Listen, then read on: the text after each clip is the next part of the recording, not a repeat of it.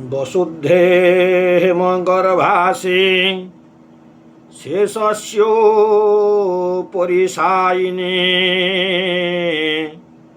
वासार्थे देहि मे स्थानं गृहाणार्घ्यं धरित्री मे।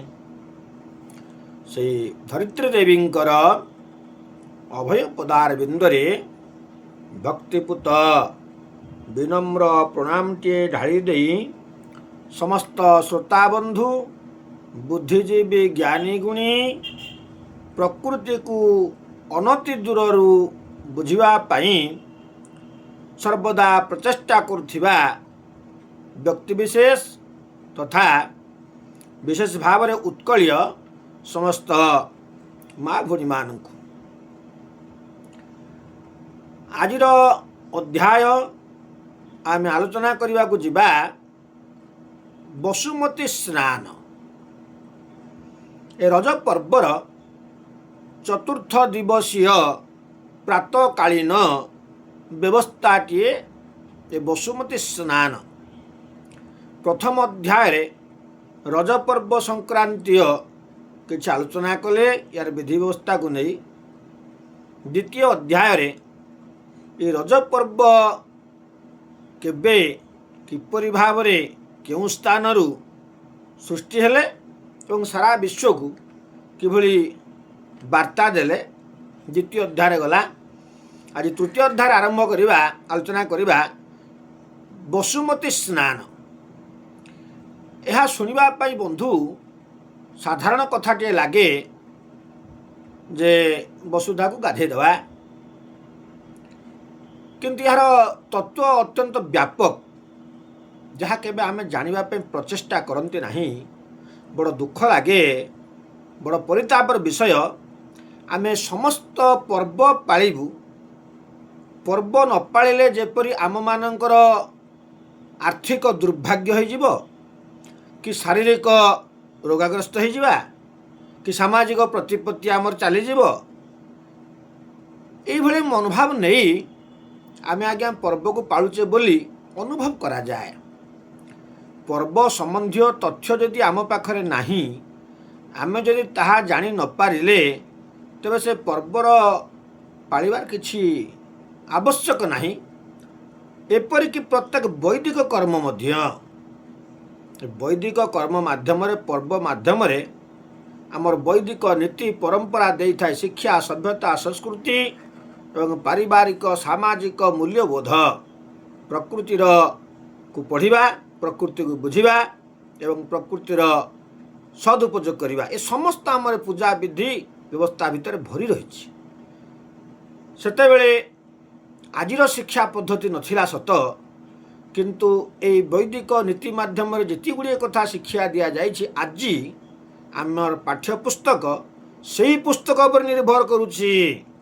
से वेद, से शास्त्र, से गीता, से पुराण, से महाभारत, से रामायण आपण जी जो कथा पाठ पढ़तु सबू तार ध्योर बाहरुछि। एक कथा आमे समस्ते स्वीकार करुचे, किंतु पुनरपि जेपरी महू फेणारू आमे महू पाईगला परे आउ से महू फेणा से महू माछी आम पाई हो जाती अदरकारी।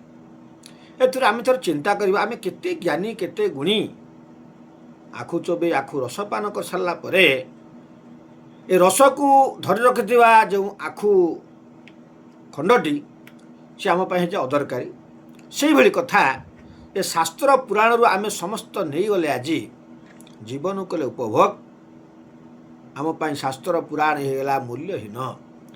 तार परामर्श को पालन करबा पाई मानिबा पाई आम मान आज कुंठित। यह बड़ दुखर विषय। तो चलतु ये बसुमती स्नान को नहीं व्यवस्था दबा। एथिरे तीनोटी प्रसंग रही। प्रथमटी है समय।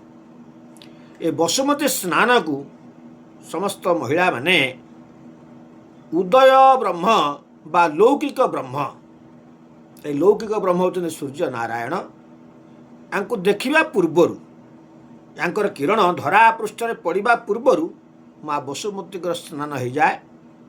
कहीं ना माँ बसुमती को आमे महालक्ष्मी प्रतीक बोली निश्चित भाव में पालिछे, जानिछे, अनुभव करुछे। ମହାଲକ୍ଷ୍ମୀ ପାଳନ କରୁଛି ଆମେ ସମସ୍ତେ କୁହନ୍ତି, କେବେ ମହାଲକ୍ଷ୍ମୀ କାହା ଘରେ ଆସି କେହି କିଛି ଦେବା କେବେ ଦେଖିଛ? ନା। ତେଣୁ ଏ ଧରିତ୍ରୀ ଉପରେ ପ୍ରତ୍ୟେକ ବୃକ୍ଷରାଜି ଉଦ୍ଭିଦ ଜଗତର ଫୁଲ ଫଳ ପତ୍ର ଆମ ଜୀବନ ଧାରଣ କରିବା ପାଇଁ ସକ୍ଷମ। ତେଣୁ ଆମେ ବଞ୍ଚିଛେ ଏ ଧରିତ୍ରୀ ବକ୍ଷରେ ଉତ୍ପତ୍ତିତ ହେଉଥିବା ପ୍ରତ୍ୟେକ ଫଳ, ପ୍ରତ୍ୟେକ ବୀଜ, ପ୍ରତ୍ୟେକ ପତ୍ର, ପ୍ରତ୍ୟେକ ଫୁଲ, ଆଉ ଅନ୍ୟ କିଛି ନୁହେଁ। ତେଣୁ ଆମକୁ ଯଦି ଧରିତ୍ରୀ ଏଇସବୁ ଦେଇକରି ପାଳିଛି, ଆମର ଖାଦ୍ୟ ସମ୍ଭାର ଧରିତ୍ରୀ ଉପରୁ ଆମେ ପାଉଛେ, ମା ପାଖରୁ ପାଉଛେ, ତେଣୁ ପ୍ରକୃତରେ ବୁଝିବାକୁ ଗଲେ ଲକ୍ଷ୍ମୀ ହେଉଛନ୍ତି ମା ଧରିତ୍ରୀ। ଆଉ ଏ ଧରିତ୍ରୀ ଯଦି ନାରୀ ହୁଅନ୍ତି, ୟାଙ୍କର ସ୍ନାନ ଲୌକିକ ବ୍ରହ୍ମ ସୂର୍ଯ୍ୟ ନାରାୟଣ ଦର୍ଶନ କରିବା କୁଣ୍ଠାବୋଧ କରିଛନ୍ତି। ସେଥିପାଇଁ ସେ ଲୌକିକ ବ୍ରହ୍ମ ନିର୍ଯାସ ଦେଇଛନ୍ତି, ମୋର ଉଦୟ ପୂର୍ବରୁ ତୁମେ ମା ମାନେ ଧରିତ୍ରୀଙ୍କୁ ଗାଧେଇ ଦିଅ, ସ୍ନାନ କରିଦିଅ। ଏଥିରୁ ଆମେ ଶିକ୍ଷା କଲେ ପ୍ରତ୍ୟେକ ନାରୀମାନେ ମଧ୍ୟ ଏଇଭଳି ସ୍ନାନ କରୁଥିଲେ। ନାରୀମାନଙ୍କର ସ୍ନାନ କେହି ଦେଖୁନଥିଲେ। କିନ୍ତୁ ସମୟର ବିଡ଼ମ୍ବନା, ସମୟ ସହିତ ଯଦି ଆମେ କଥାକୁ ନେବା ତେବେ କଥା ଟିକେ ଲମ୍ବା ହେଇଯିବ। ଆପଣମାନେ ସବୁ ଜାଣନ୍ତି, ଆଉ କ'ଣ କହିବି। ଯାହା ହଉ, ଇଏ ହେଲା ସ୍ନାନ। ଏ ସ୍ନାନରେ ଯେଉଁ ଦ୍ରବ୍ୟ ବ୍ୟବହାର କରାଯାଉଥିଲା, ନାରୀମାନଙ୍କର ମାଜଣା ଦ୍ରବ୍ୟ ଗୋଟେ ସ୍ନାନ ବେଳେ ଲାଗେ। ଆମେ ପୁରୁଷ ଲୋକ ତେଲ ଟିକେ ଲଗେଇ ଦେଇ ଗାଧୋଇ ପଡ଼ୁଛେ, କିନ୍ତୁ ଶାସ୍ତ୍ରସମ୍ମତ ମଧ୍ୟ ରହିଛି 8ଟି ଦ୍ରବ୍ୟର ମିଶ୍ରଣରେ ତାକୁ କୁହାଯାଏ ଅଷ୍ଟଗନ୍ଧା, ଯାହାକି ବିବାହରେ ଆଜି ହଳଦୀ ତେଲରେ ଆଜି ସୀମିତ ହୋଇଯାଇଛି। ଝିଅମାନେ ମଙ୍ଗୁଳି ହେଉଛନ୍ତି, ଏ ହଳଦୀ ଗୁଣ୍ଡ ଟିକେ ଆଉ ବଟା ବି ହେଉନି ଆଜ୍ଞା, କ'ଣ କହିବା। ତେଣୁ ଏଠି ଏ ଅଷ୍ଟଗନ୍ଧ ମିଶ୍ରିତ ସୁରଭି, ତା ସେଥିରୁ ସୁନ୍ଦର ଗନ୍ଧ ବାହାରୁଥିବ, ବାସନା ବାହାରୁଥିବ, ଯାହାକି ନାରୀମାନଙ୍କୁ ଏହା ରୂପବାନ ଏବଂ ମାନସିକ ଉନ୍ନତ ଚିନ୍ତାଧାରା ପ୍ରଦାନ କରିବାରେ ଏବଂ ଅନ୍ୟମାନଙ୍କୁ ପ୍ରତି ସତ୍ ଭାବନା ଆଉ ଉତ୍ତମ ବ୍ୟବହାର ଦ୍ୱାରା ମଧ୍ୟ ଏହି ଦ୍ରବ୍ୟରେ ହିଁ ଗୁଣ ଅଛି। ଏହାକୁ ପ୍ରସାଧନ ଭାବରେ ନାରୀମାନେ ଦେହରେ ଲଗାଉଥିଲେ, ତାପରେ ସ୍ନାନ କରୁଥିଲେ। ଯାହା ଆଜି ବଦଳି ଯାଇଛି, କିଏ ସାବୁନ ଖଣ୍ଡେ ଧଇଲା, କିଏ ସାମ୍ପୋ ଧଇଲା, କ'ଣ ଧଇଲା, ସେଥିରେ ଗଲେ ତାର କିଛି ମୂଲ୍ୟ ଆଜ୍ଞା ନାହିଁ। ସେ ଯାହା ହଉ, ତେଣୁ ମା ଧରିତ୍ରୀଙ୍କ ପାଇଁ ବୋହୂଟି ବା ସେଇ ଗାଧୋଇ ଦେବା ପାଇଁ ଝିଅଟି କି ଭଉଣୀଟି, ସେ ଆଜ୍ଞା ଶିଳରେ ହଳଦୀ ବାଟିଥାଏ ପୂର୍ବ ଦିନ। ଏ ହଳଦୀ ସହିତ ଆଉ 7ଟି ଜିନିଷ ମିଶିଥାଏ। ଦାରୁ ହଳଦୀ, ଆପଣଙ୍କର ମୁଥା ମୂଳ, ଆଉ ଏଇଭଳି 8ଟି ଅଛି ଜିନିଷ, ଯାହାକି ମୋର ଏବେ ଆଜ୍ଞା ମନେ ପଡ଼ୁନାହିଁ। ଗନ୍ଧବଳା, ଏସବୁ ବହୁତ ପ୍ରକାର ରହିଛି।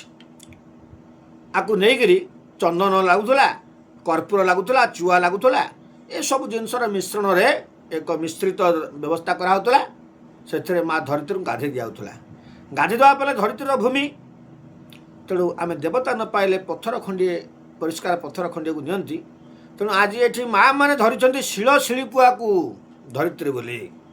କାହିଁକି ନା ଶିଳ ମଧ୍ୟ ଆମକୁ ବଞ୍ଚିବାରେ ସହାୟକ ହୁଏ। ଆମେ ଯେଉଁ ଚାଉଳ ବାଟନ୍ତୁ, ଆପଣ ଯାହା ବାଟନ୍ତୁ, ଆମର ବଞ୍ଚିବା ଖାଦ୍ୟ ସାମଗ୍ରୀକୁ ବ୍ୟବସ୍ଥା ଦେବାରେ ଶିଳର କିଛି ପ୍ରାଧାନ୍ୟତା କମ୍ ନାହିଁ। ତେଣୁ ସମସ୍ତଙ୍କ ଘରେ ଏହା ଥାଏ। ତେଣୁ ମା ମାନେ ତାକୁ ଧୋଇ ପୋଛି ସଫା କରି ସେ ଶିଳକୁ ନେଇ ଆଜ୍ଞା ବାହାର ପ୍ରଦେଶରେ, ଦୁଆର ମୋହର ବାହାର ପ୍ରଦେଶରେ ଗୋମୟ ପାଣିରେ ଲିପା ପୋଛା କରି ପରିଷ୍କାର କରିଥାନ୍ତି। ଆଉ ତାପରେ ଶିଳପୁଆ ରଖିଦିଅନ୍ତି। ଆଉ ରଖିଦେଇ ତାକୁ ଗାଧୁଆ ପାଧୁଆ କରି, ଶିଳଟା ହେଉଛି ଆସନ, ତାପରେ ପୁଆକୁ ରଖିଦିଅନ୍ତି।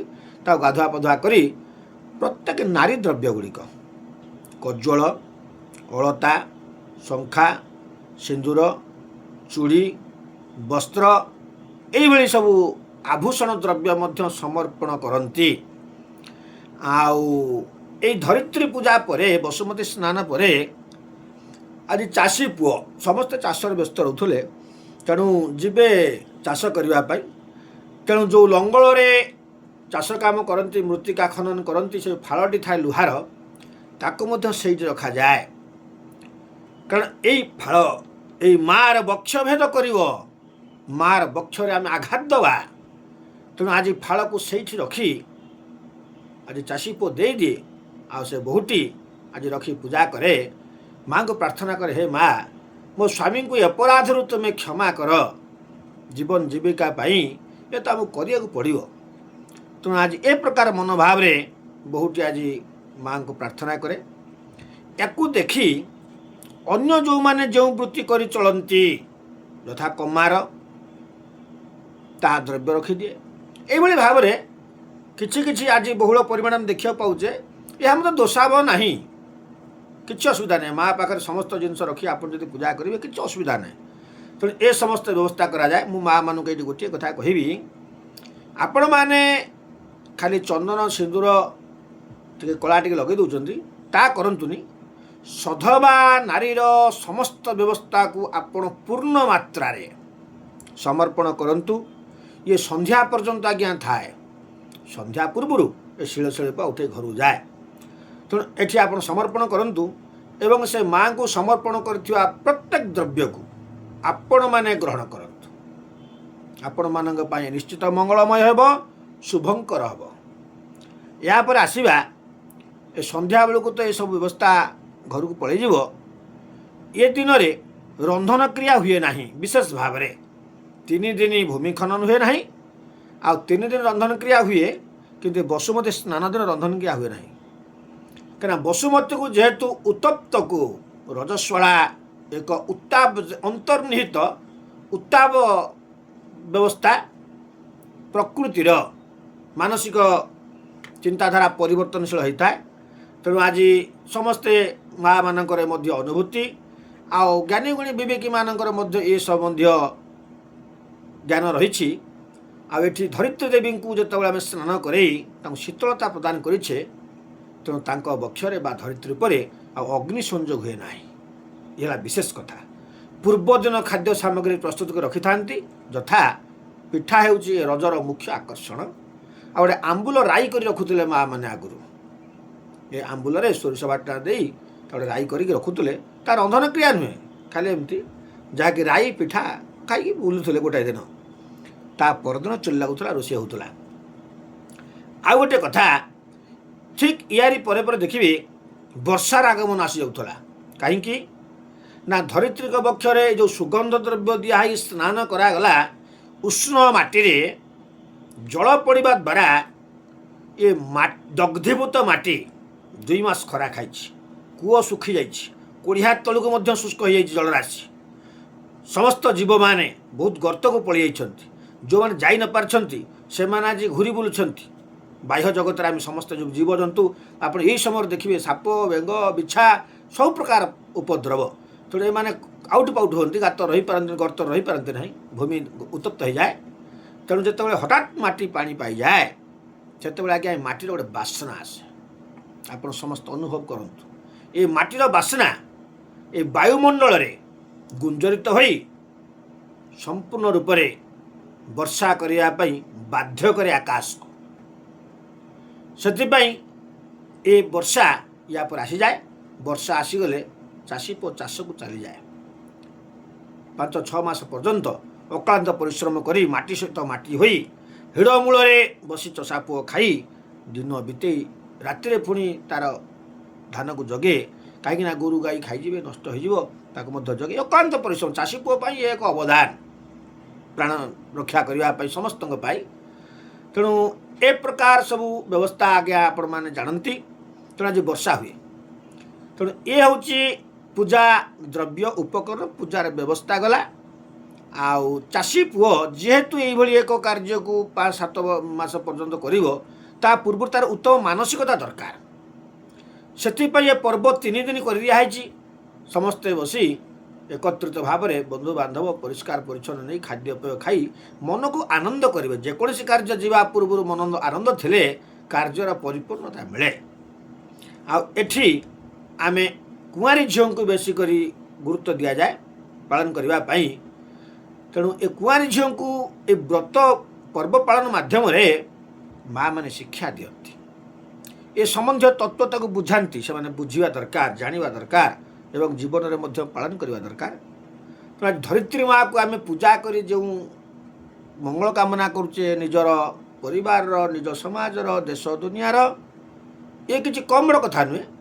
ଆଉ ଏଥିରେ ହଳଦୀ ପାଣି ସହିତ, ହଳଦୀ ସହିତ 8 ଜିନିଷ ଯେଉଁ ମିଶେ, ଆ ଦେହରେ ଜୀବାଣୁନାଶକାରୀ ମଧ୍ୟ ଶକ୍ତି ଥାଏ।